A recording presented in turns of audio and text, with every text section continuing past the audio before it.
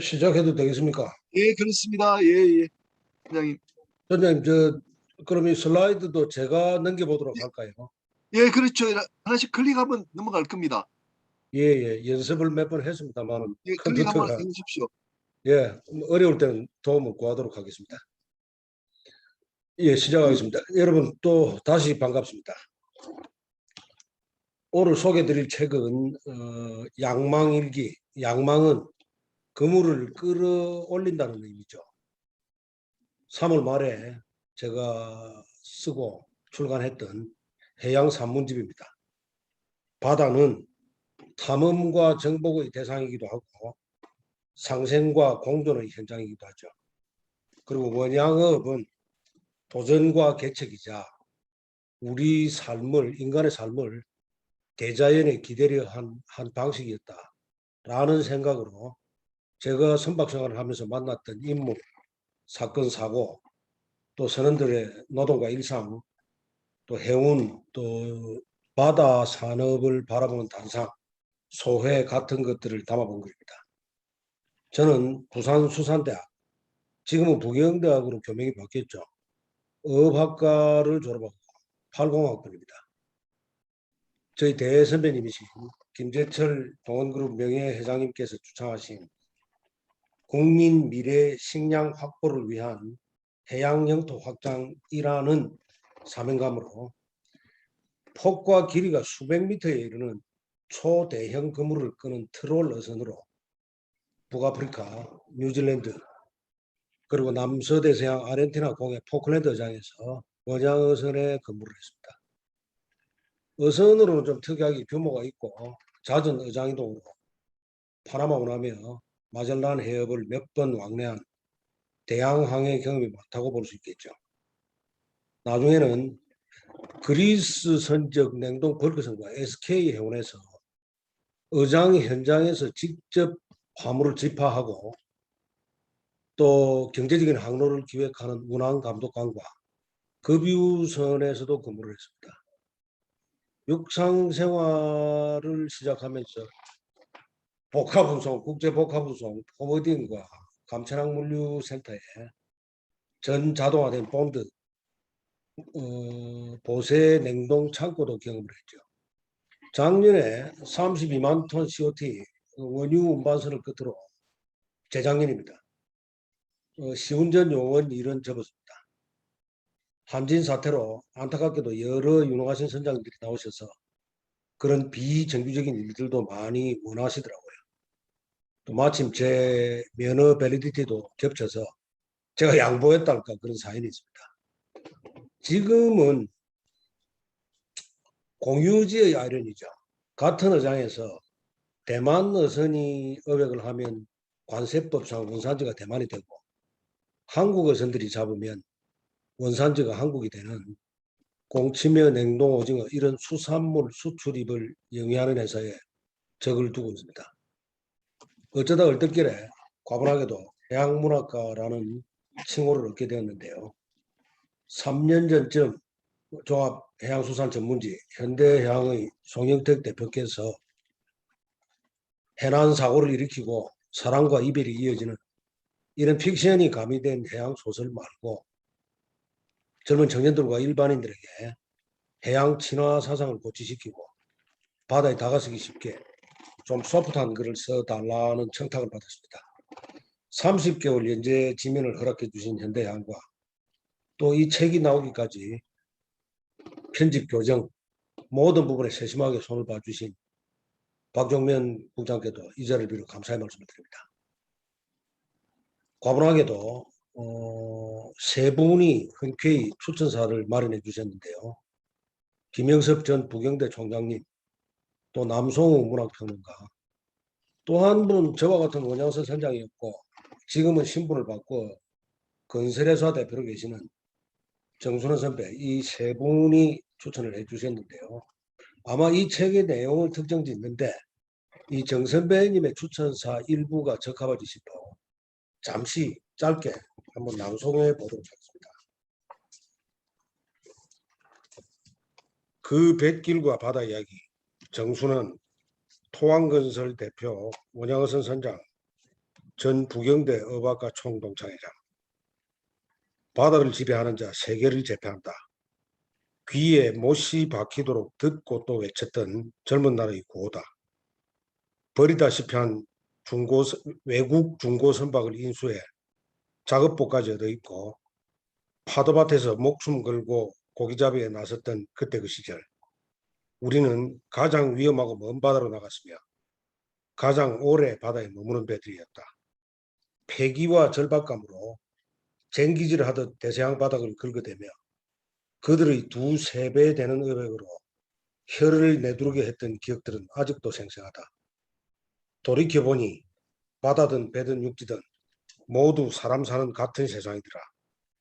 극한 직업의 대명사가 되어버린 원양어선이 있지만 시대가 변하고 영역이 다를지라도 그 세계 최강의 기질적 DNA가 이 땅의 젊은이들에게도 흐르고 있다 믿는다.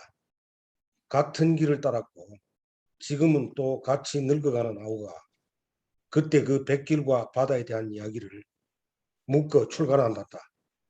그저 아슬한 꿈들처럼 사라져버릴 뱃사람들의 작은 역사를 기록하고 지원을 아끼지 않은 현대향의 아우를 대신해 감사드린다. 그런데 아우야, 제도권 속 격식을 차리는 글이라고 무슨 눈치라도 보이더냐. 적나라하게 있는 그대로 우리만 알던 이야기를 더 신랄하게 써보지 그랬더냐. 이상이고요. 아마 여러 선배님들께서는 익히 경험하셨거나 이미 다 알고 있는 내용이 될 수 있고 정책이나 기술 또 학술적인 내용을 논하지 않는 가벼운 산문들이니 오늘 명절을 앞두고 차 한잔 하시면서 그저 편히 쉬어 가신다 생각해 주시면 제가 부담이 덜할 것 같습니다.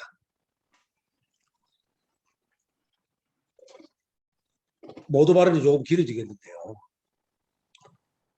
창공을 헐헐 나누는 새 팔자가 부러워서 비행기를 조종하는 파일럿이 되고 싶었다가 이 죽일 놈의 운명에 이끌려 인생의 막장 극한 직업의 대명사 원양어선 선장으로 청춘을 바다에서 다 보냈습니다.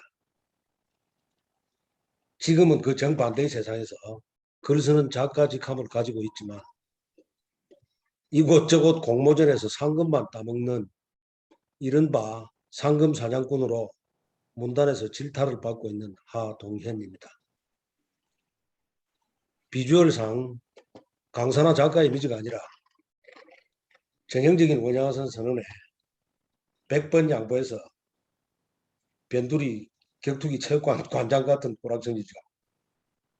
남자 나이 40이 넘으면 자기 얼굴과 모습에 책임을 져라 라는 말이 있던데요.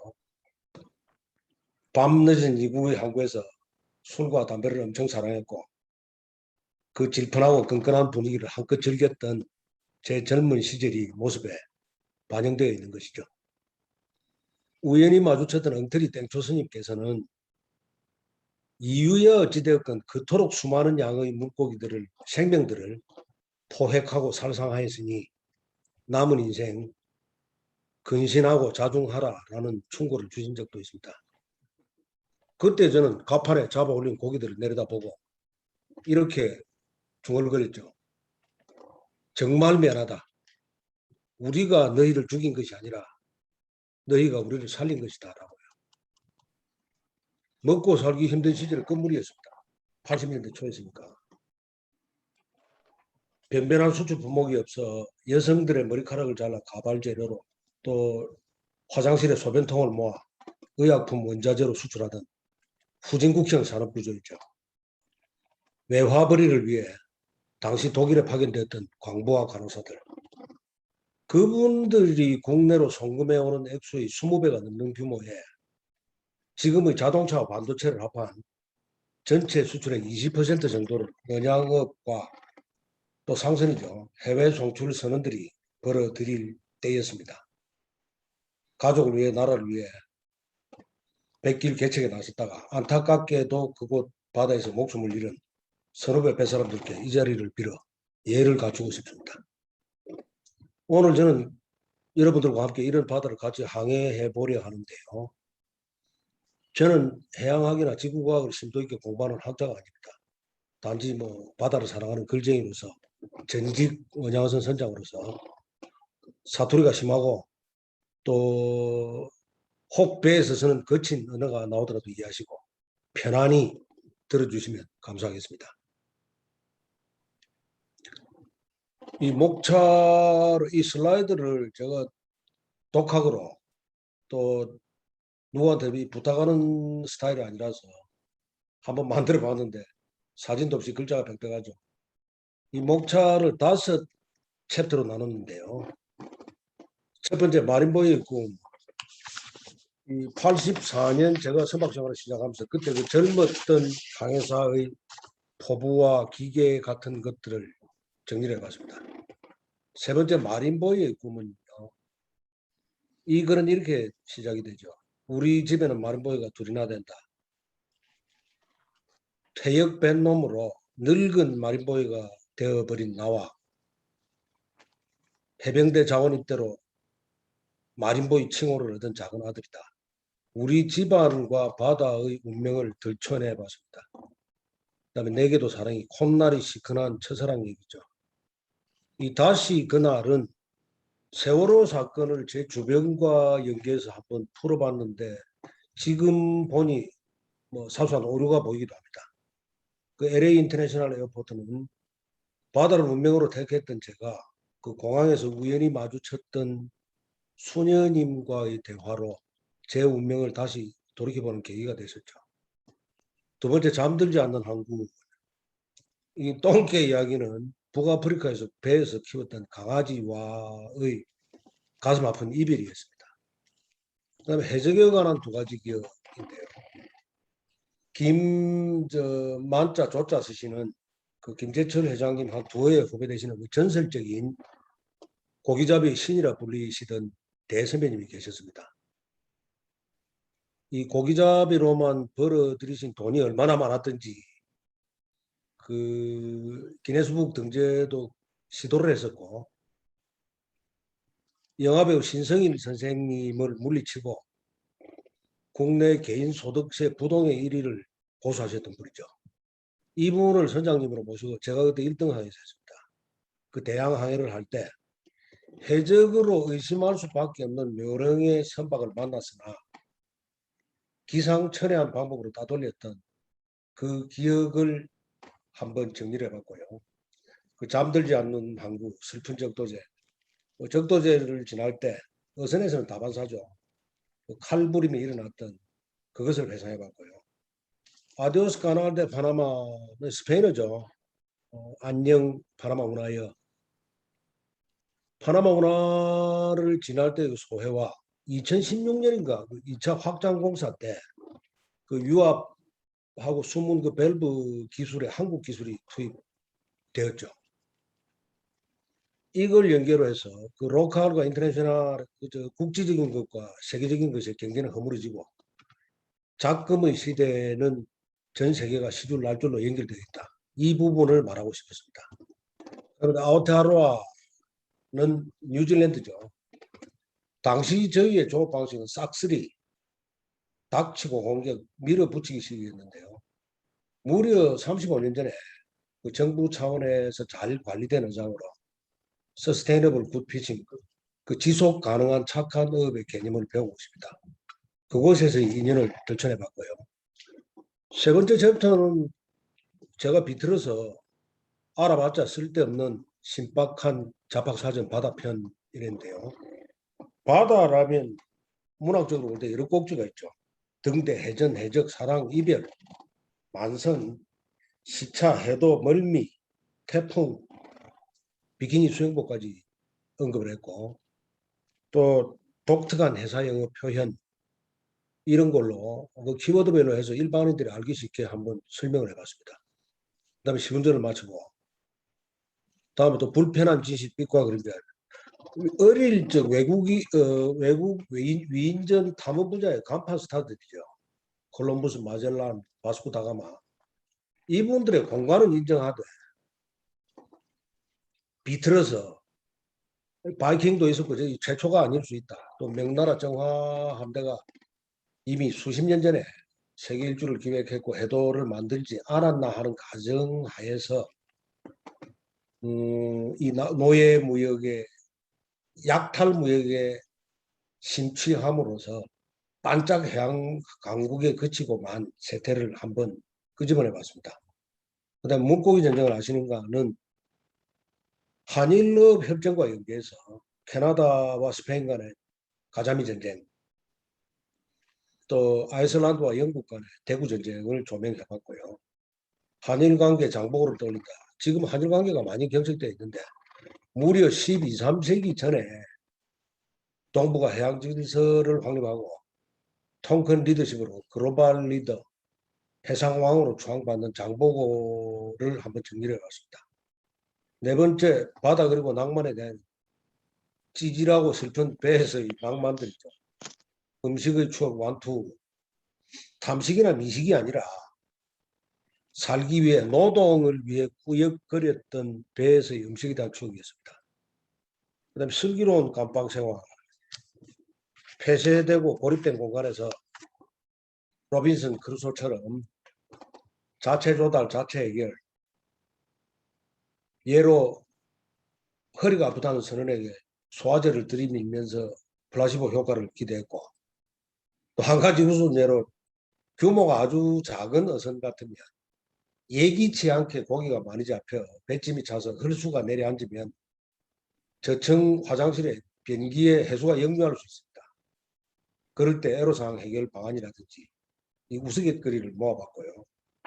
누드비치 탐방기, 모두에 말씀드렸듯이 오늘 편히 쉬어가는 시간으로 보고 나중에 제가 짧게 한번 소개를 하겠습니다.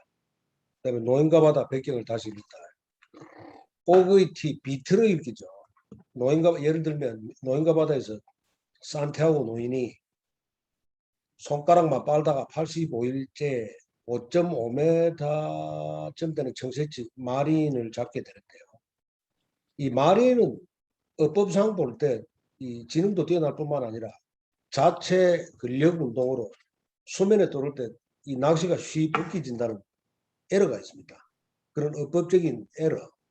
또 백경 같은 경우에는 이 지루하고 방대한 소설에서 노예제도가 병행하던 시대에 이 주인공 이스마엘과 그 유색인종 간의 친밀 관계로부터 상당히 진보적이다.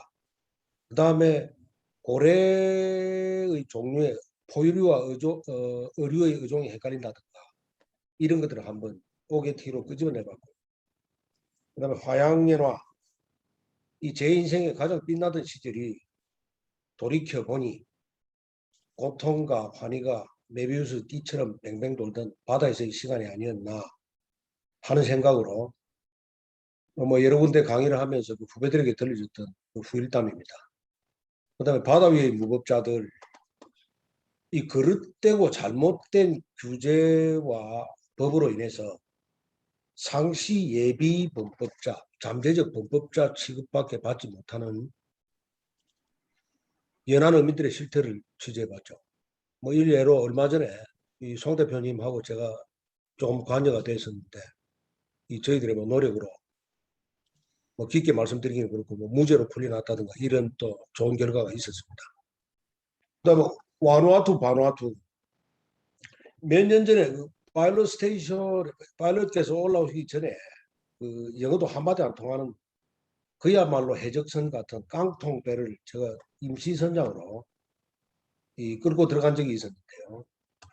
30여 명 선원들 중에 중국 사관 6명을 제외하고 20몇 명이 전부 바누아투 국적이었습니다. 이 큰일 날 이야기죠. 3D다 4D다 이 선원 구인난을 겪고 있는데 그 베스카마호 선상살인 난동 사건 이후에 어선에서는 2등 항해사 3등 항해사까지 외국 선원을 써야 될 지경에 왔죠. 예를 들어 베트남 선원을 10명 실었다면 인도네시아 선원도 10명을 실어야 합니다. 한쪽이 10명, 한쪽이 15명. 이 힘과 알력의 균형이 무너지면 걷잡을 수 없는 사태가 일어날 수 있죠. 이런 슬픈 현실을 한번 조망해봤고요. 마지막에 화양연화는 마무리 글이었습니다.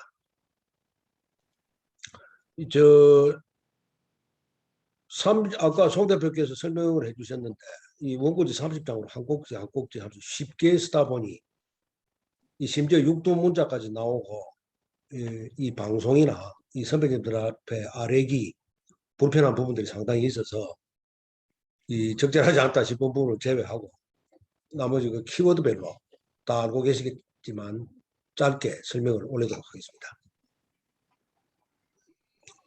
먼저 이런 말이 있습니다. 사랑하면 알게 되고 알면 보이나니 그때 보이는 것은 전과 같이 하느니라. 이 유홍준 선생님의 말씀이죠.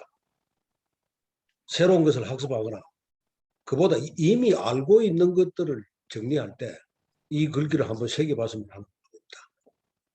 우리에게 바다란 무엇일까? 40년 전에 제가 대학을 택하면서 설레는 마음으로 사전에서 바다를 찾아봤는데요. 40년 전한 지금도 그 해석이 달라지지 않았습니다. 지구상의 육지를 제외하고 짠 물이 괴어 있는 큰 부분은 참으로 무미건조한 해석이죠. 이 긴 소설가 이회수 선배는 사전을 이렇게 거의 난타하듯이 폄하합니다. 대추를 찾아보면 대추나무에 열리는 열매, 대추나무를 찾아보면 대추가 열리는 나무, 이 사과나 포도를 치환해도 같은 해석이죠. 바다는 이런 사전적인 의미를 초월하는 공간이죠. 지구상 표면의 70%, 지구상 물의 97%, 지구상 존재하는 생물의 80% 이상을 품고 있으며 아마존 숲을보다 더한 산소 공급원이죠. 이 뭐 글을 쓴다는 저도 아직 다 헤아리지 못했습니다만 문필가들이 표현하는 바다의 색깔은 9가지이고 그곳에서 일어나는 발음은 버퍼트 풍력 계급으로 13단계로 분류하죠. 변화무상의 광활무비한 공간이죠. 우리 생활 터전이며 과학적이고 철학적이고 문학적이고 심지어 수학적인 개념까지 아우르는 공간이죠. 마지막 남은 자원 개발의 보고이자 우리 인류의 과거와 현재 미래까지 다 품고 있는 공간이죠. 그리고 깨끗하고 아름답게 후손에게 물려줘야 할 유산이기도 합니다. 다음에 이 챕터가 있는데요. 한글은 찬란하고 오묘한 언어죠. 단지 발음상의 문제, 의성어죠. 발음상의 문제만 국한해 볼 때 알파벳이나 한자와 일본어가 300~400개 정도로 표현할 수 있는데 반해 우리 한글은 무려 11,000개, 심지어 시인 이근배 선생님은 12,000개로 주장도 하고 계시죠. 그래서 우리는 마음 놓고 배째고 등 따라 우당탕 과당탕 자빠졌다. 심지어 개 풀 뜯어먹는 소리, 쩝쩝 서걱서걱, 김밥 옆구리 터지는 소리, 뚝하고 끊어졌다, 쩍하고 갈라졌다. 마음 놓고 표현이 가능한 것이죠. 한글에서 바다는 바라보다의 줄임말이며 비읍과 뒤에 자음을 떼어내면 아라는 감탄사가 된다는 문학적 표현이 있습니다. 이 김열규 선생님이 지시고요. 그 다음에 해납백천, 백갈래의 강과 하천을 수용하는 것이 바다다. 낮은 곳에 임하여 모든 것을 다 받아들인다 해서 바다가 바다로 굳어졌다는 견해도 있습니다. 낮은 곳이 바다가 된다라는 말씀으로 성철 스님께서 겸손과 포용의 예로도 사용하셨고요. 제가 찾아보니 그 서양 철학에도 이런 말이 나옵니다. 자라투스트라도 우리는 더러운 강물이 되지 않고 자신을 정화시키는 바다가 되어야 한다. 라는 말을 남겼죠. 지구라기보다는 수구라 불러야 함이 마땅하며 사람은 공기 없이는 살 수 없다라는 말은 자주 하면서도 바다 없이는 살 수 없다라는 말은 주저하는 게 현실이죠. 다음에 이제 바다와 접한 해안의 경제적 가치. 이 재미있는 통계가 있습니다. 이거 정확히는 충남 보령시에서 발표한 자료인데요. 정확히는 2012년 연안습지 기초조사 보고서 일대인데 일제곱킬로미터당 단위 면적당 농지 100배, 숲의 10배 가치다. 정확한 수치로 63억 1천만 원 이런 수치까지 제시하고 있습니다. 무려 10년 전에. 쌀한가마니를 생산하는 면적이 4, 50평 된다고 저들는데 이런 식으로 역산을 해도 엄청난 차이가 있죠. 아마 농약으로 인해 토지를 악화시키는 농토에 비해 토지대금 생산, 관광, 교통, 해양 레저, 또 해양 치유산업, 탄소 정화, 뭐 우리 제가 이 숫자에 없습니다만 이 코로나 시대에 연안과 습지 갯벌이 지구의 마스크 역할을 했다 그럽니다. 우리나라 갯벌이 26만 톤인가 이산화탄소를 흡수한다. 여기까지도 제가 주워 들었죠. 그다음에 바다 친화 접근 방식이라고 제가 만들어 봤는데요. 이 내용은 저 황은문 교수님, 이 불문학자시고 해양대학 전 교수였죠. 우리 저 해양문학가협회 회장도 얘기 마시고 아마 이분께서 그 해대 그 수송학부에 해양문학의 길이라는 이 문학 과목을 도입하신 걸로 제가 알고 있습니다. 이분께서 정리하신 내용인데 바다 친화 접근 방식으로 첫 번째 볼견 애정을 가지고 관조하라. 두 번째 지 학습하며 바다를 알아나가라. 세 번째 직접 바다를 체험하라. 그저 선언이 되어서 오당육제주를 누비라는 극단적인 예가 아니라 최소한 해변을散歩한다든지 해양 스포츠, 해양 문학을 즐기며 바다를 체험하라. 네 번째, 친밀감을 가지고 바다에 마음을 심어라. 마지막으로 인생을 깨우쳐라. 바다를 통해 이 즐기고 누리기에 앞서 선물처럼 주어진 바다를 사랑으로 다가서는 건전한 자세를 갖추라라는 의미가 있다고 저는 생각을 했습니다. 다음에 의젠 기유비로 별로 유명하지 않은 프랑스 시인이 있는데요. 이 사람의 시에 나는 알고 있다. 나는 알고 있다네 바다란 수병과 어민과 항해자들의 바다. 그 다음 예는 그리고 그곳에 돌아가서 죽기를 원하는 자들의 바다. 이런 섬뜩한 표현이 나오는데요. 표현은 섬뜩하나 아마 우리 인류 모태 생명의 근원이 물 바다이니 다시 돌아가야 할 곳이다. 라는 의미가 있다고 보고요. 러시아 속담 전쟁터에 나갈 때는 한 번, 바다에 나갈 때는 두 번, 사랑을 할 때는 세 번 하라 했는데 제가 러시아 운반선 우크라이나 친구들하고 같이 있을 때도 이 속담을 지키는 친구는 제가 보지를 못했습니다. 밑에 노르망디 상륙작전에 야음을 틈타서 해변으로 침투하는 미군 해군 함정에서 한 친구가 물로 뛰어내립니다. 한 수병이. 부랴부랴 작전을 중지해서 이 친구를 구출해 올린 상사들이 군법 회의에 해부시키죠. 죄명은 동료들의 사기를 저하시키고 작전을 지연시킨 죄.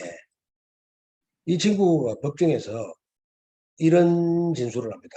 철모 안에 어디 가나 이 고문관 또라이 같은 놈들은 하나씩 있기 마련이죠. 철모 안에 어머니의 사진을 붙여뒀다. 실수로 철모를 물에 떨어뜨렸고 앞뒤 잴 것 없이 본능적으로 어머니의 사진을 건지기 위해 물로 뛰어들었다. 이 재판관이든 해군 제독이 이 냉철한 법리를 따지는 법정에서 이런 감상적이고 낭만적인 판결문을 냅니다. 무죄. 해군이 어머니를 사랑하면 해군이 바다를 사랑한다 다름 아니다. 이런 식으로 바다를 감상적으로 정리를 해봤고요. 이 페이지는 제가 넘기려 하다가 짧게 제가 대학을 입학할 때 이 어디서 이 미국 문필가의 멋진 글을 찾아냈죠. 아들에게 보내는 편지. 이 워크나 잡이 아니라 그 포지션에 대한 보고 있는데요. 당시 시대 정신이 지금과 달라서 현대에는 그 개성 몰입, 개인주의로 흐르죠. 뭐 장래 희망이 있다, 뭐 프로 게이머, 저것도 프로 작가, 아이돌, 프로 바둑 기사, 개개인의 이 능력과 개성을 추구하는 시대였는데 당시만 해도 시대 정신이 그랬으니 이 사람이 그 함대제독, 신문사 편집장, 영화감독, 프로야구 감독 이 네 가지를 제시를 했더라고요. 단체 구성은 개개인의 역량과 개성을 융합해 오케스트라의 지휘자처럼 공동체를 이끄는 담대하고 고독한 역할. 딱 맞아 떨어지는 인물이 우리나라의 그 이순신 장군 이렇게 되겠는데요. 제가 이 글을 읽으면서 그때 거의 전율에 가깝게 들었던 그런 기억들을 후배들에게 들려주고는 했습니다. 그 다음에 이제 그 아까 뭐 알쓸진자 바다편에서 이런 내용들을 일반인들이 알기 쉽게 이제 조목조목 키워드를 설명을 했었죠.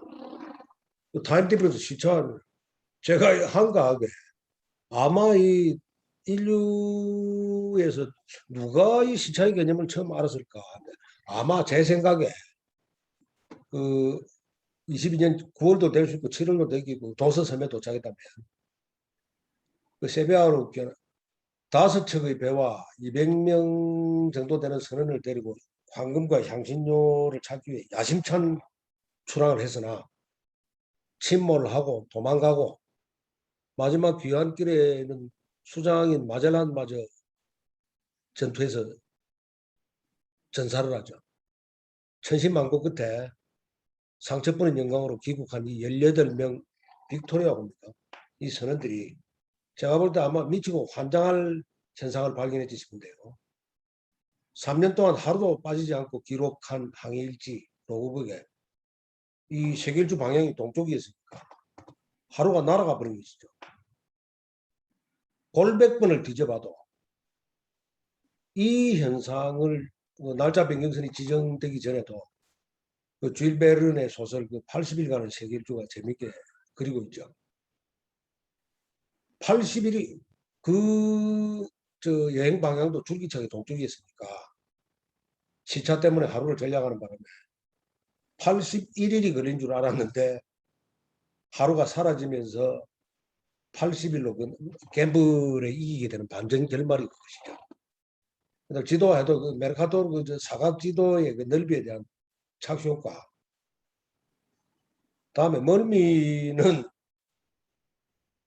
저 포르투갈을 해양 강국으로 이끌어준 에니게 황태자가 정작 본인은 멀미 때문에 배를 타지 못했다. 그리고 제 동기 하나 이 닉네임이 지금도 SNS로 멀미 선장입니다. 청운의 꿈을 품고 5대학 6대주를 누비는 선장이 되고 싶어서 합류했으나 실습선에서부터 영원히 극복하지 못할 멀미 때문에 눈물을 흘리면서 일찍 바다를 떠났죠. 이 얘기를 하면서 그 다음에 저 운반선에 그 대만 감독한 친구들하고 얘기를 할 때 그 멀미를 저는 그 쓸고자에 멀미의 의미가 있다라고 봤는데 이 친구들이 훈자를 쓰더라고요. 술의 차자 위에 그 갓을 씌우고 태양이 있죠. 날일. 이런 얘기들을 젊은 친구들에게 들려주면서 해상 생활에 대한 설명을 쭉 했었던 기록입니다. 그 다음에 뭐 해상영어 표현 뭐 일일이 설명드리기는 그렇고요. 다 아시는 부분인데 솔롱 같으면 그 히딩크 감독이 월드컵 4강에 위협을 이룩하고 귀국하면서 이 한국 국민들에게 굿바이라 하지 않고 솔롱 그냥 그저 잘 가라 다음에 보자 빠이빠이가 아니라 살아남아서 다시 만나자라는 선원들의 아픈 역사가 있는 인사죠. 그 다음에 쭉쭉 밑으로 그 젊은 친구들한테 설명을 하다가 그 포트 스타보드 옛날 배 키 스틸이 약간 오른쪽 우연 선매에 지우쳐 있어서 왼쪽으로만 접안할 수밖에 없었기에 왼쪽을 포트 항구라 하고 오른쪽으로 바다 쪽으로 시야가 열려서 별자리를 관찰해서 관측이 가능해서 스틸보드 또는 스타보드라 했다. 또 뭐 영단어 오퍼튜니티 그 기회의 영단어가 오브 포르투 그 항구 밖에서 밀물과 바람의 때를 기다려야 한다. 이런 식으로 설명들을 했고요. 그 다음에 태풍 부분은 그 어제 이 남쪽에 다행히 요 부산은 그렇게 피해가 크지 않았습니다. 이 찬투, 이 각 그 환태평양 나라에서 그 고유명사로 이름을 내는데 캄보디아, khmer이죠. 캄보디아에서 제출한 꽃 이름, 꽃의 한 종류 이렇게 그 140개 중에 한글은 남한 10개, 북한 10개 되니까 20개나 차지하는 영광이 있고 이 태풍의 두 얼굴 이렇게 제가 표기를 했는데요. 이 영양염류 이 부분 어선에서는 고기잡이 어선에서는 태풍은 두 얼굴을 가지죠. 이 공포 첫 번째가 공포, 두 번째는 태풍을 기다려야 하는 게 고기가 없을 때 이 태풍으로 바다가 뒤집어지면서 플랑크톤이나 영양염류가 순환되어 없던 고기가 나타날 수가 있죠. 그 다음에 이 남빙양 악마의 바다라고 제가 썼는데요. 포클랜드 남서해상 조업할 때 그 자버철에 54도 이하 그 유빙이 떠다니는 지금도 그 크릴 잡이나 이빨과 메로를 잡기 위해서 한국 배들이 많이 나가 있는데 54도 이하 바다를 저희 악마의 바다로 부르습니다. 파고가 기본으로 뭐 4m는 기본이고 거기서 이 태풍을 피하는 방법은 어선에서 두 가지뿐이죠. 안전한 지역 그 포클랜드 섬의 그 스탠리하고 버클리 사운드로 한 하루 반나절 정도 달려서 다철 놓든지 외국 배들은 전부 다 달려가서 다철 놓습니다. 그러나 한국 배들만은 이 경쟁 사회에서 자란 어선 선장들 간의 경쟁 심리가 작동을 했죠. 우리는 도저히 위험해서 들어가서 앵커링을 해야 되겠다라면 지금은 컴퓨터로 배 그 위치 추적이 다 보편화되어 있지만 당시에는 전적으로 선장의 포지션 보고에만 의존할 때 만약에 들어가서 앙카링을 했다라고 보고를 했을 때 다른 배들은 지금 밖에서 시간을 아끼기 위해 그 앵커링 하기 위해 하루 반나절 왔다 갔다 사흘을 아끼기 위해 잠시라도 조금이라도 파도가 잔다면 그물을 던져야 했으므로 이 대기하고 있는데 귀선은 입항을 하였는가 이런 부분을 두려워했던 그때 젊은 천방지축 선장들의 그런 아주 위험한 그런 행태들이 있었죠. 사흘 나흘씩 롤러코스터 뚜레박질로 히브투으로 떠 있으면 규모가 작은 어선 같으면 한 10분 정도 물속에 잠겼다가 분기공에 물을 뿜으며 솟아오르는 고래처럼 뛰어오르죠. V체포로 서로 괜찮나 안부를 물으면 아차 해서 배가 휘둘려서 횡파를 맞으면 지옥행 편도 열차였죠. 그래서 한 사흘 정도 히브투로 평을 하고 있으면 그 다른 그 러시아 배들이나 그 일본 배들이 와서 걱정 반 비아냥 반으로 교신을 했던 기억이 납니다. 코리안 한국 선원들이요. 도대체 당신들의 목숨은 몇 개나 되나? 그걸 한번 돌이켜서 이 젊은 친구들에게 설명을 했었습니다. 그 다음에 마일 해리 노트 이렇게 있죠.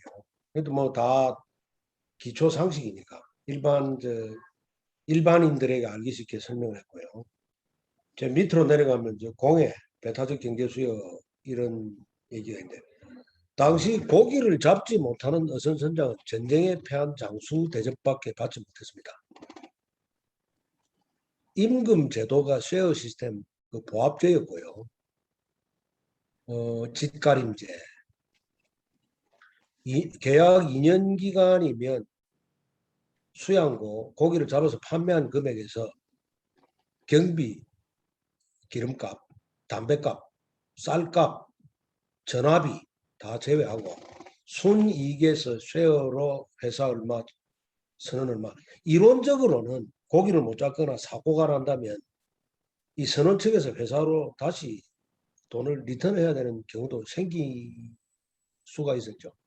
그러니 태풍이든 생일이든 설날이든 조금만 날씨가 자면 그물을 던지고 고기를 잡아야 했던 그런 시절이었습니다. 이 예망술이라 제가 표기를 했는데요. 예를 들면 그 아르헨티나 200마일 밖에서 조업할 때 한국 배들이 신기에 가까운 예망술이 있죠. 배는 분명히 200마일 밖에 있으나 끌줄 그 메인 와프와 타각을 이리저리 조절해서 그물은 물속에 수면 아래에서는 그물은 200만 원 안쪽에 들어가요. 이 월담, 담치기. 그리고 고백하거니와 지금과는 호랑이 담배 묻던 시절이죠. 저희들의 업획의 20, 30년 전에 20%에서 30% 정도가 전부 도둑고기였습니다. 이 부끄러운 고백인데요.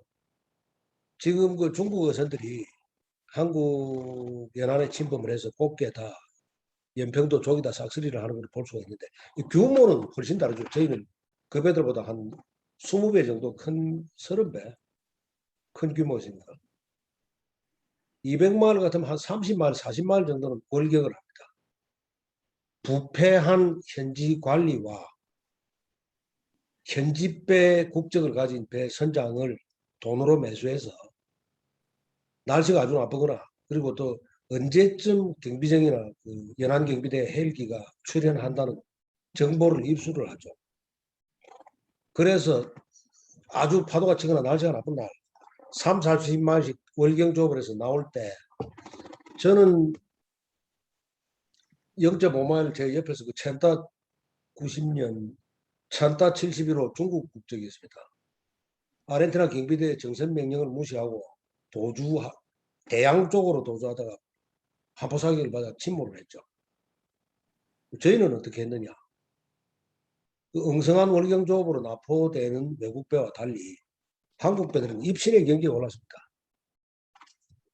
도주할 때는 아깝지만 그물을 쳐서 버리고 홀가분한 상태로서 도주를 하는데 대양 쪽으로 도주하면 이 포격을 맞을 확률이 크죠. 그 시앙카 물닷 그 파라슈트 스타일로 그 떠밀리지 않게 외국 그 천학기들이 낮에 그 대기를 하고 있는데 그 외국 천학기선들에 근접해서 도주를 합니다. 그러면 조준 자체가 무력화되겠죠. 잘못해서 다른 배를 맞출 수가 없으니까. 다른 사람들의 예를 떠나서 저는 그때 18시간을 도주해 본 적이 있었는데요. 입술이 바삭바삭 마르죠. 그 18시간 쫓다가 경기장이 돌아가고 그때 제가 만 29이가 30이가 있는데 양쪽 어금니가 하루 만에 다 뽑히고 수명이 아마 얼마 정도는 단축되지 않았나 그렇게 생각을 합니다. 그 시절에는 다 그랬습니다. 저뿐만 아니라 저희 선배님, 저 한두 개 후배까지 요 식스센스는 물고기들은 잠을 잔다 안 잔다 또 이 지능이 있다 없다 이런 여러 가지 설이 있는데 고통을 느낀다 느끼지 못한다 여러 가지 설이 있는데 예지력이 있고 이 상황과 공간을 이해하는 맥락 지능을 가지고 있죠. 언제나 도망쳐야 하니까 이런 고기들과의 싸움은 그야말로 피를 말리는 전쟁이었죠. 배틀이라고 저희들은. 그러나 그 시절이 다시 그립기도 합니다. 그 다음에 알쓸신자 바다 표현이랬대요. 배를 여자로 부르는 이유. 인류가 배를 운송수단으로 뗏목이었던 그 피로그 형태, 그 통나무 속을 파는 고무신 형태 배든 이 배를 운송수단으로 사용한 게 1만 년 전쯤으로 추정을 한다 그러는데요. 아마 그때부터 배로 떠날 때는 다 그 안전을 기원하는 예를 올리지 않았나 이렇게 볼 수 있는데 여신에게 안전을 기원하는 제사에서 그래 되었다. 이 설은 좀 애매모호하고요. 한 제독이 당시에는 남자들만 배를 탔으니까 우리가 배에 오르는 순간 우리는 이 배와 결혼하는 사이가 됐다. 와이프. 그래서 배를 시로 부르기 시작했다. 라는데 이 무게를 더 주고 싶고요. 그 속설들은 뭐 아름다운 곡선형이면 소란스럽다, 시끄럽다. 화장을 하고 치장을 한다. 하반신을 언제나 가리고 있으며 특별한 경우가 아니면 드라이도거나 상가가 아니면 아랫도리를 드러내지 않는다. 일정한 간격으로 빌지를 배출해야 한다. 이 대목에서 절에 어느 강의 시간에 젊은 여자 후배가 거북하다라는 그 나중에 후일담이 있었는데 저는 그게 뭐 동의하지 않았습니다. 이 역사적인 또 선배들이 내려오는 문헌에서 취득한 것이지 배와의 관계를 만드는 것도 유지하기도 힘들며 비용도 많이 든다. 능숙한 잘 조련된 남자가 필요하다. 마지막 항목이 격세지감이죠. 여성 항해사가 무수히 배출되고 현대상선입니까? 몇 년 전에 그 카캐리어인지 그 여성 선장도 배출되었다고 들었죠. 어선에서는 절대로 불가능한 그런 현상이죠. 그 모든 삶의 경계에서 남녀의 경계가 허물어지고 이게 바람직한 현상으로 봐야 되겠죠. 다음에 이 처녀 항해는 메이든 보이즈라는 게 있습니다. 이 벤놈 출신 시인이 처녀 항해 바람과 파도와 싸우는 첫 항해를 끝내고 배는 첫 기항지에서 지친 몸을 붉은 밧줄에 의지해 부두에게 된다. 밧줄에서 눈물 같은 바닷물이 뚝뚝 떨어진다. 독백이죠. 이제 나는 더 이상 처녀가 아니다. 이런 대목을 보면 패는 칼보다 강하다. 이런 걸 느낄 수가 있겠죠.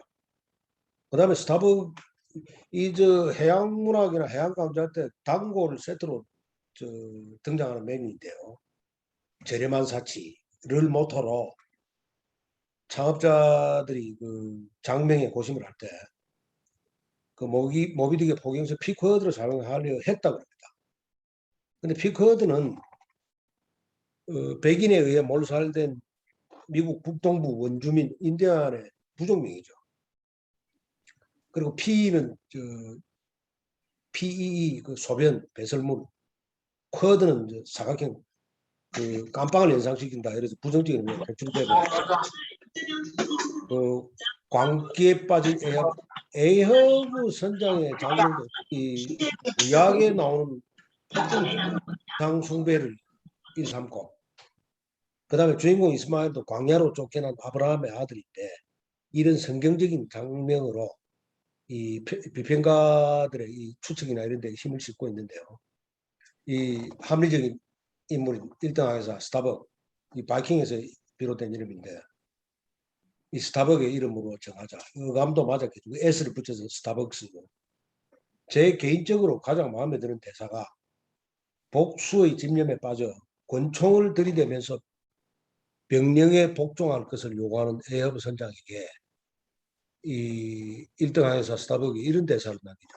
당신은 지금 나에게 분노했으나 나를 모멸한 것은 아닙니다. 그러니까 배에서 위계 질서를 상기시키는 대목이죠. 그러나 당신을 언제나 당신 자신을 두려워하세요. 당신 자신을 조심하세요. 이런 대사가 제가 개인적으로 마음에 들었고요. 재미도 아까 말씀드렸듯이 오늘 뭐 편하게 가는 시간이니까 제가 라스팔마스에서 그 한 100일 동안 석 달 동안 그 수리를 했습니다.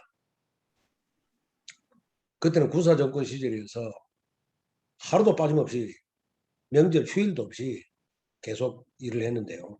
부득이하게 그 포미게이션 소독을 하거나 또 샌드블라스팅 세게 할 때 이 배에 있을 수 없으니까 그 야외를 하루 가기로 했죠.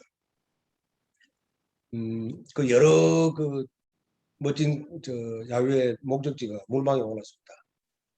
제 개인적으로는 그때 관체족이라고 스페인의 정복자들을 피해서 그 바위산에 동굴 도시를 개척했던 그곳에 가고 싶었는데 이 젊은 대리점 현지 대리점 직원 입에서 누드비치가 나왔어요. 이 기립박수에 만장일치죠. 그때 그 교민회장님이 목사님이셨는데 그 누드비치는 그 야외 갈 곳이 못 된다. 볼 것도 없고 회장님 무슨 말씀 볼 게 없다니요. 저희는 어떤 일이 있어도 그리로 야외를 가야 되겠습니다. 그래서 이제 김밥을 말고 그 전세 버스를 대절해서 그 누드비치로 향합니다. 그 흥에 들떠서 캔 맥주를 뜯어서 버스 안에서 노래자랑이 벌어지고 그 누드비치에 도착을 하자 그 이상한 장면이 벌어져요. 그 노래를 부르고 하던 기계가 다 어디 갔는지 전부 어쩔 줄 몰라가지고 어색해서 담배를 피워 물고 헛기침만 하는 현상이 나타난 거죠. 이래서는 안 된다. 이 천금 같은 기회에 이 아까운 시간을 흘려보내서는 안 된다. 그 단체로 파이팅을 외치고 그 내부로 입구로 진입을 합니다. 상상이 가실 겁니다. 그건 50명 가까운 선원들이 외출복이라 전부 다 검은색 아니면 회색이죠. 장발에 키 작은 동양인들이 사열종대로 그 누드비치에 들어서자 그 누드비치 그 주의사항이라고 저희가 들은 게 별 게 없었습니다. 그 벗고 들어가야 한다는 강제 조항은 없으니 옷을 입고 들어가도 된다. 그 다음에 단 카메라 발입 금지. 촬영은 절대로 언급한다. 세 번째가 그 상대방의 모멸감을 주는 행동을 하지 마라. 참 애매모호한 범위죠. 네 번째가 어느 정도 들어가면 그 타이어 옐로 리본 그 말뚝에 노란 리본을 묶어둔 곳이 있는데 더 이상은 진입하지 마라. 그쪽은 골수 나체주의자 아마 히피족이지 싶어요. 큰일 난다는데 어떤 큰일이 나는지는 아까 봤으니 모르겠고요.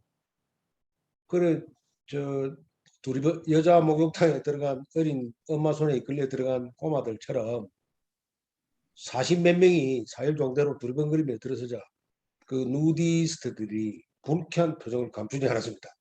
우리 진행 방향을 피해 뭐 숨기도 하고 하는데 또 이래서는 안 된다. 되레 우리가 구경거리가 될 것 같으니 뿔뿔이 흩어지자. 그 한 젊은 친구가 캔맥주 한 몇 캔을 마시고 이 위스키라도 조금 더 취했으면 나도 벗을 수 있을 것 같은데 아주 망설이더니 나중에 팬티 한 장은 입고 물속으로 뛰어들었죠. 이걸 신호탄으로 다 이 분위기가 풀어져서 그 나체주의자들 배구 시합이라든가 여기 오지랖을 들면서 끼어들고 그 한 1시간에서 1시간 반 정도 저도 그때 뭐 젊을 때 했으니까 눈알이 시리도록 그 서양 여인의 나체를 감상했죠. 그런데 또 한 1시간쯤 지나서 이 예상을 뒤엎고 또 다들 시들시들해서 입구로 모여듭니다. 왜 이러냐니까 한 젊은 친구가 그 딱 맞아떨어지는 대답을 했어요. 그날이 아마 평균 기온보다 좀 낮았든지 무슨 뭐 어떤 날이었든지 그 사람들이 좀 적었습니다. 그 새로운 첫째로 그 서양 그 백인들만 보였지 흑인들은 한 사람도 발견하지 못했고 동양계도 보지를 못했죠. 백인들만의 파라다이스였는데 이 새로운 여인들이 들어오고 나가고 이 상품 회전율이 저조해서 이미 그 있는 사람들만이라면 벌써 볼 것 다 봤다. 이 본전 다 뺐다. 이런 얘기였죠. 그리고 그 몇 명 안 되는 사람들하고 계속 이 눈이 마주치니 괜히 죄진 것처럼 뜨끔하니 미안하죠. 그래서 다시 모였다가 이제 거기서 이래 품평회가 이제 쏟아지죠. 그 기억나는 것 몇 가지를 추려보면 첫 번째 누드비치를 해가지고 전부 다 벗는 것은 아니더라. 자기 몸매에 자신이 있는 청춘 그 서양인들의 팔등신 미남들 많이 벗더라.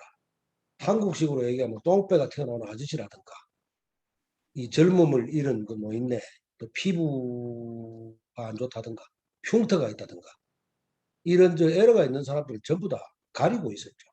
아, 자신이 있는 사람들만이 벗구나.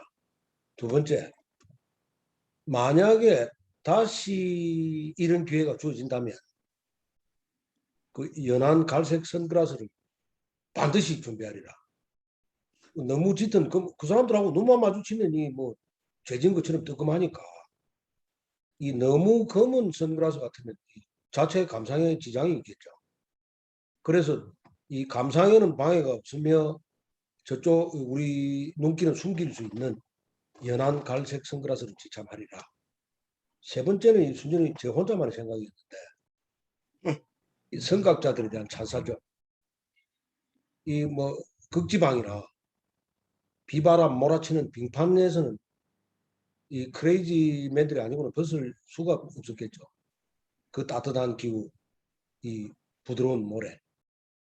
그리고 또 입구에는 그 분명히 인위적인데 모래 언덕이 밖에서 아무나 들여볼 수 없도록 이곳에 이 지정학적 요인을 포함해서 이곳에 누드 비치를 출범시킨 선각자들의 해안이고요.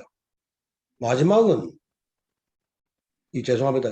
시체 표현인데 나체고 나발이고 배고픔에는 장사가 없죠. 하루 종일 붙들고 있을 테마는 절대 아니었고 누군가가 배가 고프다. 돌아가자. 그래서 서둘러 예약한 그 스페인식 뷔페에서 불행히도 50명 가까운 그 하이에나 때를 맞이한 그 뷔페는 쑥대밭이 되죠. 전쟁이 지나간 폐허를 연상시키는 초토화를 시킵니다. 술은 계산을 한다 따로 모아라. 술병만 모아둔 게 한 2테이블, 3테이블 웅장한 산을 이루고 그 각설탕하고 초콜릿 같은 것은 벌써 뭐 한 주먹씩 주머니에 다 설적하고 그 한 친구가 화장실 갔다 와서 수도꼭지에 물이 거꾸로 쏟아집니다. 그 비대죠. 난생 처음 듣도 보도 못한. 한국 사람들의 손재주가 얼마나 좋은지 지금 한국식 그 동시 이본 동시로 장착된 상태가 아니라 이 따로 떨어진 독이 항아리에 물이 솟아오르는 수도꼭지 형태죠. 그 솟아오르는 물을 마셨다는 친구는 없었고 저는 이래 쳐다만 봐도 눈치 고치로 용도를 짐작이나 했늘 그 뭐 물 마셨다는 친구는 없었고 세수를 했다. 뭐 이런 대서양 항구에서 배고프던 시절에 한국 선원들이 저질렀던 아픈 흑역사가 있었습니다. 자, 다음에 이 건배사라고 제가 모아봤는데요. 다 뭐 인구에 회자되는 것들이죠.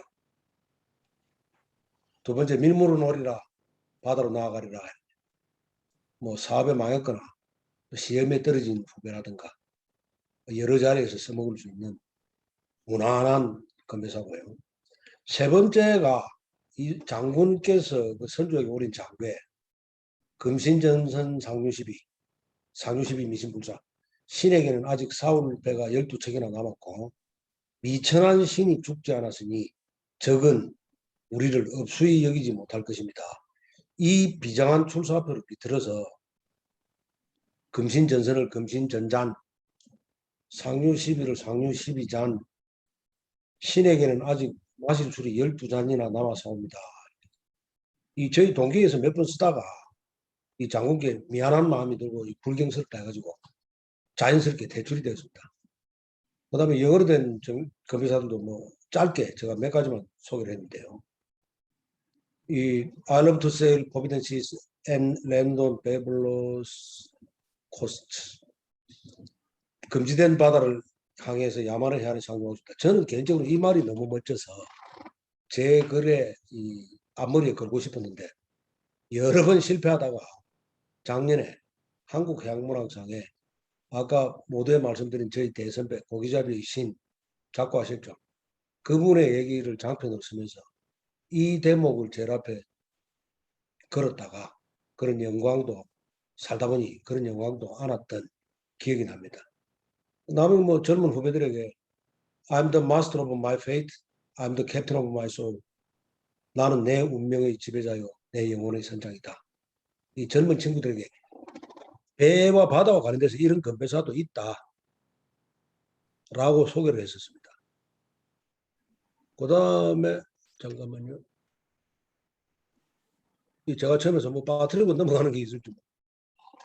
이 리더십 부분요. 이 표현이 좀 그렇습니다만 이 장보고 단골 메뉴이신데 일본 어로장과의 대화를 했습니다.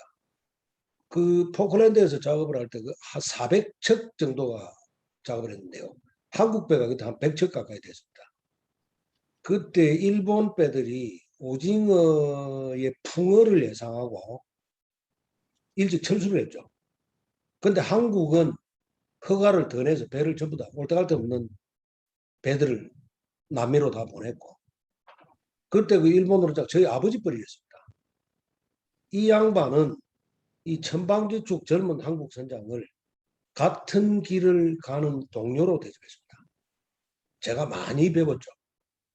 근데 다른 부분은 제외하고 밤에 뭐 쓰잘데없는 농담을 하고 교신을 할 때 이분 입에서 그 장보고 이순신이 나왔어요. 그 역사의 아픈 부분은 절대 건드리지 말자 하는 묵계가 있었고, 제가 깜짝 놀랐습니다. 이분들이 우리 선조들에 대한 이 지식 정도와 공부가 깊구나. 이거 다 아는 그 장보고의 일대기는 생략을 하고요. 그 물류가 제가 이 유튜브 강의를 김인현 선배님 것과 그 정필수 대선배님 것도 찾아보고 했었는데요. 그 허브와 스포크 개념으로 그 물류기지를 건설했고, 이 입당구복 순례 행기 같으면 중세 유럽을 경험한 3대 기행문이죠. 최부의 표해로, 또 마르코 폴로의 동방견문록, 이렇게 세 가지가 꼽힐 텐데, 이 앤닌이 중국의 당나라에 불교 관계를 10년 동안 유학하면서 장보고가 교민들의 단합을 위하고 그 종교를 위해서 산동석 석도에 세웠던 적산법화원 절에서 식사, 인물, 체류, 소개, 교통, 이 신라 이민들의 덕을 톡톡히 봤다 그럽니다.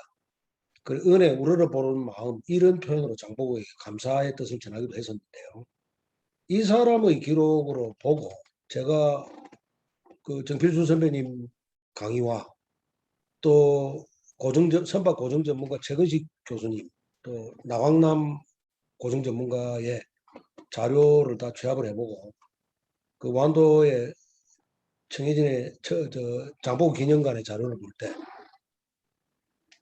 분명히 연안의 수송과 해전에서는 평저선을 섞겠으나 대양항해에서는 혹자는 첨언저형이라고도 말씀을 하시던데 V자형 첨저선을 개량한 신라선을 썼다라고 해석을 하는 거죠.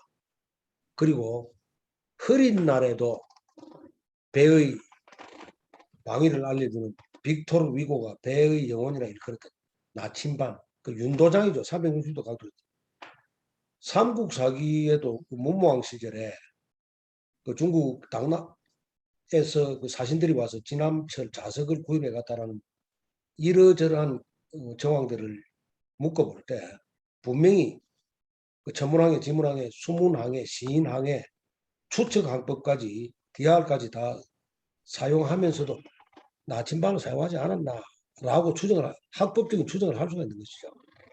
그리고 수밀격벽도 분명히 존재했다라고 보는 게 봐야 타당한 게 애닌의 기록에도 선저가 파손되어 하루 표류하다가 다시 항해를 했다라는 대목이라든가 그 요트처럼 돛을 비틀어 역풍항해 파도로 올라타는 그 조선술이 상당했다라고 볼 수 있는 거죠.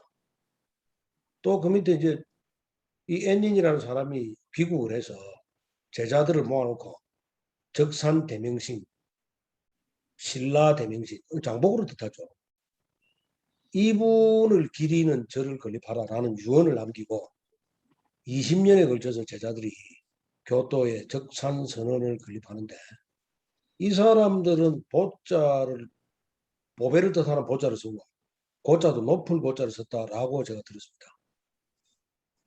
그 시절에도 장사하라면 뭐 한데 신용과 의리로 무역의 왕으로 칭송했다. 지금도 그 적산선언에서 해마다 수천 명의 일본인들이 운수, 대통, 사업 번창을 기원한다라고 뉴스에 다 나오는 것이죠. 제가 개인적으로 이 장보고의 이 덕목 중에 하나를 꼽는 게 그 하이브리드 혼종 잡종 정신이죠. 예를 들어 청해진의 군사가 10,000명이었다 그럽니다. 그러면 그 포로에서 귀화한 일본인, 중국인, 베트남인, 인도네시아인, 아랍인까지 있었다라고 기록이 나오는데요. 이 사람들의 가족이라든가 포함하면 수만 명이 되겠죠. 그들의 의사소통, 통솔, 그 문화가 교섭되는 과정에서 음식 이런 것들을 볼 때 조금 건너뛰어서 지금 한국은 김치 파스타까지 만들어내죠. 외국 것을 받아들여 우리 고유 것으로 재생산하는. 예를 들면 문화적인 측면에서도 봉준호 감독이 이 블랙 코미디와 서스펜스 스릴러를 결합해서 패러사이트 그 기생충 같은 작품을 만들어낸다든가 이런 그 하이브리드 정신이 장보고를 비롯한 이 선조들보다 내려오지 않았나. 이런 얘기들을 젊은 친구들에게 들려주고 싶었습니다. 그 다음에 이순신, 이 부분은 안타깝게도 제가 그 지면도 모자랐고 시간이 되지 않아서 제가 시도만 하다가 말았던 부분인데요. 조금 불경스럽습니다만 흑역사를 파헤쳐 본 거죠. 그 과거에 재수를 하셨고 또 말에서 낙마해서 버드나무로 묶었다 볼 때, 그리고 지금으로 보면 상당한 고령인 32에 그 과거에 합격을 했다 이렇게 볼 때, 또 희신, 요신, 순신, 우신 형제들의 이름을 중국의 왕 이름에 갖다 붙일 정도로 몰락한 유학자 집안에서 이 집안의 부흥을 꾀하다가 당시 문에 비해서 천시받던 무의 길을 택했던 그 계기가 무엇일까? 그 충무공 전설하다가 제가 공부를 좀 했는데 이 저 장군께서 제수를 해서 190명 전국에서 모였다가 이 마지막 그 순위고사에서 28명 중에 12등을 했다는 기록이 나옵니다. 조금 이 섭섭했는데 아마 활쏘기에는 거의 입신의 경지에 올랐으나 당시 과거 과목의 말타기가 이 승마 장애물 스피드를 그 채점하는 과목이 아니라 서양의 폴로처럼 대나무 장대로 공을 골대 때려 넣는 경기였다고 합니다. 그러면 추적해 볼 수 있는 게 충청도 아산 시골에서 그 처가에서 성장하신 장군께서 이 서울 그 중앙과 달리 무소불위 안하무인인 중앙과 달리 지방에서 그런 쪽집게 가외라든가 그런 저 운동장이라든가 이런 시설이 부족하여 그 승마 쪽에 이래 실력이 떨어지지 않았는가, 그런 일에 재미있는 추측을 해본 것이죠. 그 다음에 거북선 프로젝트도 거북선은 절대 장군께서 발명하시거나 신건조하신 게 아니죠. 구선도설이라는 거북선 제작 책자가 내려오는데 이미 태종 때 임금이 언덕에서 거북선과 외구와의 전투를 가슴을 졸이며 지켜봤다는 기록이 나옵니다. 그 필요에 따라 이 리폼에 따른 사실이죠. 그 어떤 무기와 얼마만한 병력을 숨기려는 의도로 지붕을 덮었으며 용머리 거북의 상징성, 그리고 이 돈이 드는 이 신조 건설보다 훈련이나 한 번 더 합시다라는 부하나 그 주민들을 설득하는 설득의 문학. 이 저 전문가이신 그 아주경제 이상국 논설실장께서는 인문학의 결정판이다. 전략의 승리였다. 스티브 잡스가 전쟁을 치른 형국이었다. 이렇게 표현을 하죠. 설득의 인문학. 이런 것들을 아까 말씀드렸듯이 제가 한번 정리해보고 싶은데 이 짧은 능력에 기회가 된다면 제가 반드시 한번 시도해보고 싶었습니다. 그 다음에 바다를 바라보는 자세에 대한 세 가지 당부인데요. 이 한 몇 년 전에 한국어촌어항공단에서 주최한 귀여기촌 박람회 그리고 바다 해설사 양성 과정에서 제가 한번 이 주장했던 얘기죠.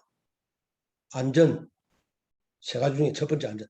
1000번, 10,000번 강조해도 지나치 않는 모토죠. 품 안에 고았던 딸을 잃었던 엄마의 글이 있습니다.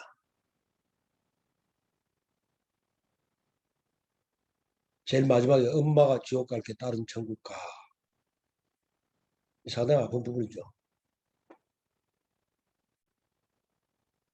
이 명백한 인재죠. 휴먼에는 함량미달 선장의 실수 직무유기죠.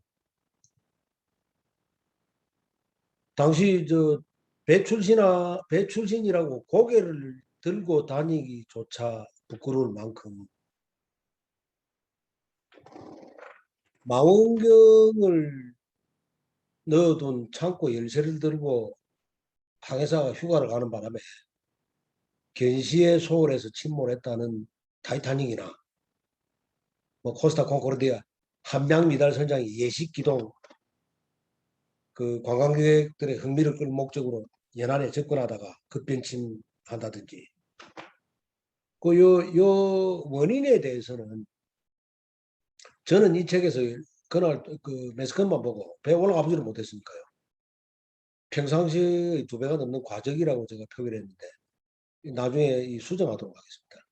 이 김인현 선장 교수님의 글도 제가 그때 찾아보고 이랬는데요. 흘수가 일정에다 그대로 했다면 과적은 아니다. GM의 문제다. 그 다음에 램프로 물이 한꺼번에 쏟아지지 않다. 오룡호 51호가 침몰할 때도 그렇고 그 아무것도 모르는 기자들이나 매스컴들이 떠들어댑니다. 만약에 저희들이 한 번이라도 올라갔다면 그 원인을 바로 도출해낼 수 있겠죠.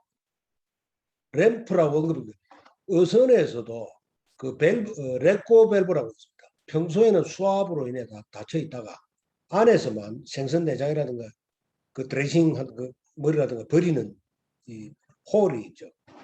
이 부분이 깨지거나 손상에 대해서 옆으로 많은 물이 유입되거나 한다면 이 침몰의 위험이 크겠죠. 그 다음에 급변침 뭐 어쩌고 하는 그 얘기들 나오는데 소레노이드 밸브의 문제가 아니었겠나. 그래서 그 김인현 교수님의 글에 상당 부분 공감을 했다는 얘기고요. 두 번째는 그 쓰레기, 플라스틱 어택이죠. 대자연의 응징이라고 썼는데 신은 언제나 우리를 용서하고 인간은 때때로 용서를 하지만 대자연은 용서를 하는 법이 없죠. 이 뭐 배달 음식 어쩌고 해서 한국이 플라스틱 소비량 뭐 몇째 금은동에 드는 걸로 제가 들었는데 우리보다 결코 앞선 나라라 볼 수 없는 케냐와 칠레에서 이 국민 소득에 비해서 상당히 큰 페널티를 부과하죠. 케냐 같은 경우 소들이 비닐봉지를 삼키고 하수구에 비닐이 막혀서 홍수가 나고 비닐을 사용하게 되면 4,000불인가 이런 엄청난 페널티를 부과한다고 들었습니다. 인성에 호소하는 데만 한계가 있다면 강제적인 법규도 필요하지 않을까. 이 조금 다른 예인데요. 이 대만 친구하고 제가 사실은 파악 못했습니다. 이 농담처럼 주고받았던 전화인데 지금은 달라졌습니다만 대만하고 베트남이 처음에 코로나를 잡았다 이럴 때 그 농담으로 그런 얘기를 했습니다. 한국은 이 코로나 발생 환자를 나라에서 치료해 준다며 그래 당신들은 어떠냐. 걸렸던 옮겼던 환자들은 전부 잡이다. 지금은 또 바뀌었는지 모르죠. 만약에 이런 경우가 생긴다면 사람들이 대단히 조심하지 않을까. 조금 어긋난 예를 들이대봤고요. 세부적인 젠트리피케이션 문제입니다. 젠트리피케이션, 고급화하다. 낙후된 도시에 관광지 제주도 예를 들겠죠. 인구가 5, 60만 될 텐데 상시 100만 관광객들 고향이 아닌 사람들이 구경 갔던 관광지를 사랑할까요? 쓰레기가 말도 못하게 불어나고 강력 사건이 발생하고 부동산이 폭등하고 부동산 가격이 오름으로 해서 현지 주민들에게 이익이 돌아간다면 할 말이 없겠으나 은근슬쩍 중국 자본 거대 자본들이 스며들어서 이익을 취하고 실제 원주민들이 내쫓기는 젠트리피케이션 현상을 언급한 것이죠. 바다를 사랑한다면 이 정도 세 가지 정도는 유념하자라는 뜻이었고요. 기상이변이니 온실가스 감축이니 이런 거대 담론에 앞서 최소한 우리 연안의 바다만이라도 깨끗하게 보존하자라는 뜻으로 우리에게 바다를 영구히 물려주신 선조와 한시적으로 잠시 빌려준 후손들에게 안전하고 깨끗하며 무차별적인 개발 논리에 휘둘리지 않게 보존하자는 당부였습니다. 이제 뭐 다른 꼭지들은 아까 송 대표께서도 책을 소개할 때도 그렇고 제가 이 상당히 방송이나 강의에 부족한 부분이 많아서 많은 부분 빠뜨렸다는 점을 이해를 해주시고요. 그 다음에 맺은 말로 최남선 선생님께서 우리 민족의 비극은 삼면이 바다로 둘러싸인 반도인으로 태어나서나 내륙인 행세를 해온 데 있다. 그 다음에 블루오션, 문자 그대로 오션 바다죠. 바다는 상어들에게 물어뜯기는 핏빛 레드오션이 아니라 젊은이들의 꿈을 펼칠 수 있는 미지의 전인미답은 아니겠네. 말 그대로 블루오션이다 하면서 제가 이 불경스러운 내용은 아까 좀 설명드렸다시고 제가 이 책에서 썼던 글의 마지막 말미 오구자 두세 매 되는 짧은 부분을 낭송함으로써 이 맺은말에 가름할까 합니다. 석학 엘빈 토플러가 설파했다. 미래 4대 가치 산업으로 정보통신, 생명공학과 우주산업에 더하여 해양개발 분야가 될 것이라고. 바다를 보자. 우리 수출입 물동량 99% 이상이 바다를 통해 이루어지고 항만, 해운 물류산업과 조선업, 그리고 원양업은 이미 세계 수준의 능력을 가지고 있다. 피와 땀이 스민 가치 있는 해양 경험과 지혜를 전수해줄 선배들은 이 땅에 차고 넘친다.